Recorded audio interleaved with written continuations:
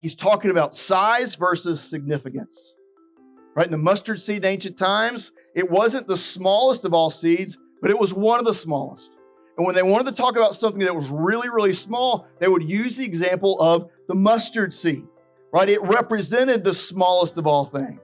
And so here it's representing kingdom teaching and gospel truth that might seem insignificant in your life. It might seem unimportant in the midst of everything else that you're dealing with, but that's the furthest thing from the truth. Right? You might say, man, it has nothing to do with my checking account right now. It has nothing to do with the demands of my job. It has nothing to do with the craziness that's going on inside my house or in the world affairs that we're experiencing. Like if you think that, you've got to understand that's a lie of the enemy. The gospel impacts all of those things. So just because we think it's small, just because we can't necessarily see the end result, doesn't mean it's insignificant. In fact, just the opposite. It's greatly significant.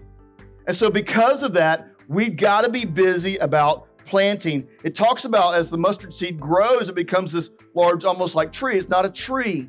It's a huge bush, but it looks almost like a tree. It could grow up to upwards of almost 15 feet tall. But what we see is when it grows, when it really matures, it provides.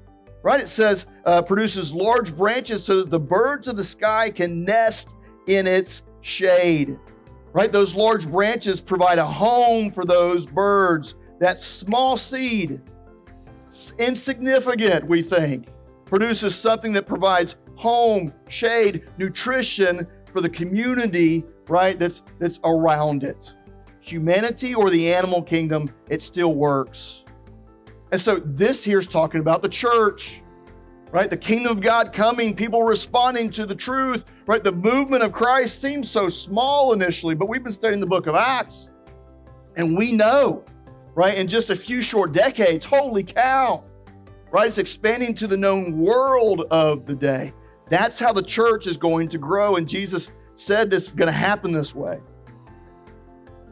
And what's crazy is when we think about the church and it's such a small beginnings, we know that ultimately the church began things like schools.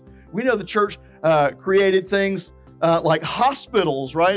And the church didn't just bless those who were a part of it, it's blessed the known world.